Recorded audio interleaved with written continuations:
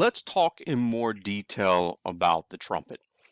The trumpet is a B flat instrument, and B flat means really that the easiest note to play, the one where all the valves are open and you've got the shortest length of the trumpet, that's designed to be a B flat.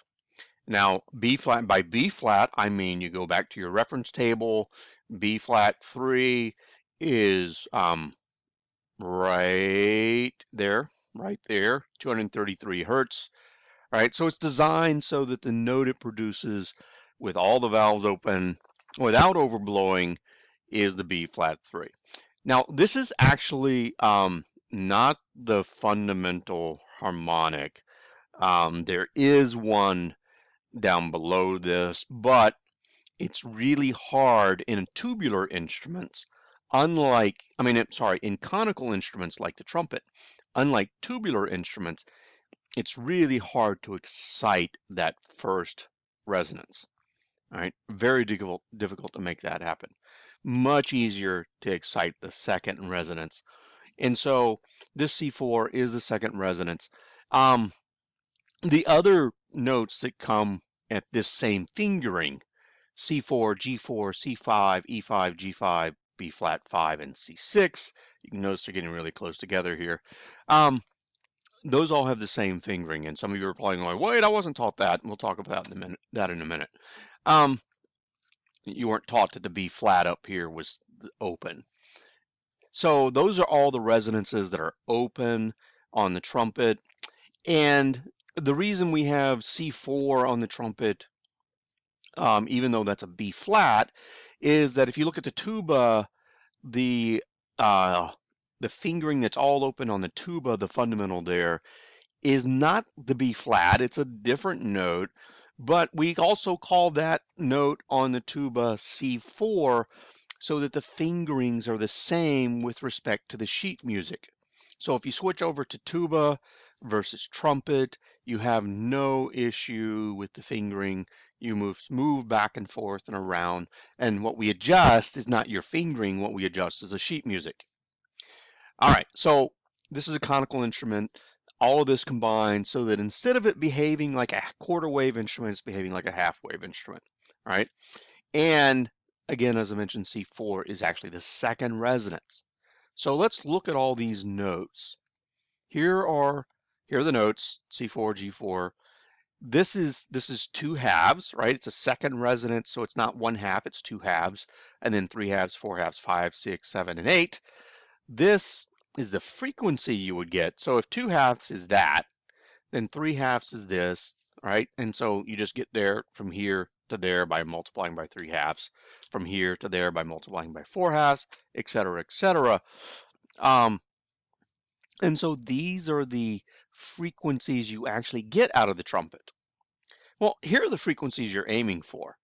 And so you can see, all right, we tune it to this. So yeah, hopefully it's on there. Here you're off just a little bit. Here you're great, right? So at 2 halves, 4 halves, 8 halves, you're great. At 5 halves, you're off, right? This is a little flat.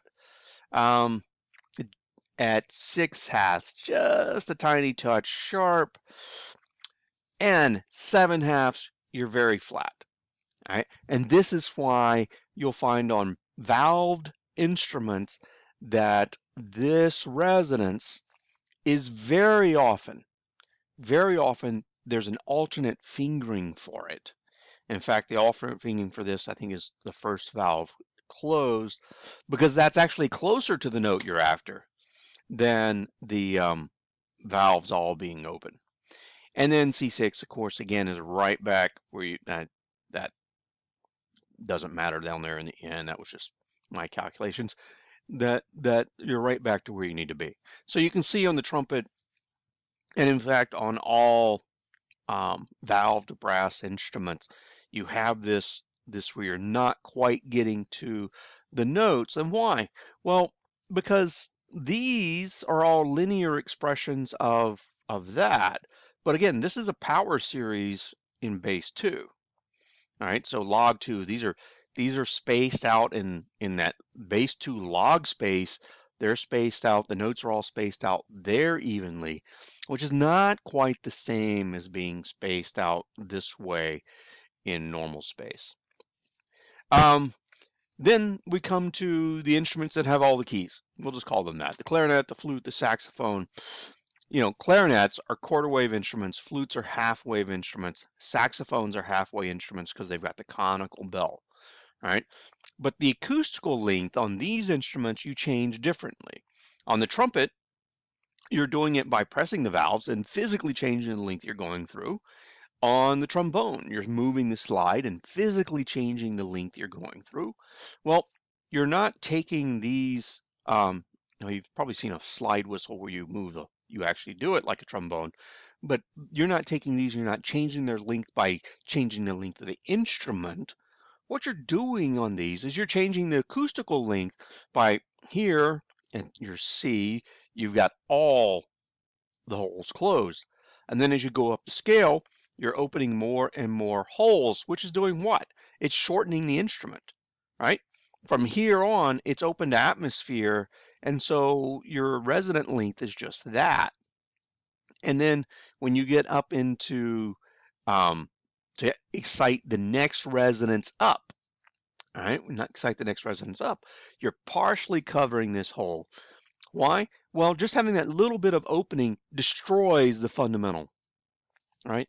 So just that little bit destroys this fundamental down here, and so you end up exciting, or this resonance gets destroyed, and you end up with overblowing being able to get up an octave to the next one, all right? And so that's the role of all the keys. That's why you play them the way you do. There are lots of details in this. As you can probably tell, I played brass, played trumpet, in fact. Um, I didn't play woodwinds at all. Flute, yeah, not my thing. Um, there are a lot of ways you have to adjust, and with the flute in particular, you have to roll the flute to blow on the hole differently to get to these higher notes. But this is the basics of how you do this. You're changing the length of the instrument by opening holes along its length until you've shortened it up. And then you're opening a little bit and doing exactly the same thing as you go up through the next octave. All right, that's it for tubular instruments. Hopefully this makes it a little clearer on how they all work, and we'll be able to get on to the rest of the week. Enjoy.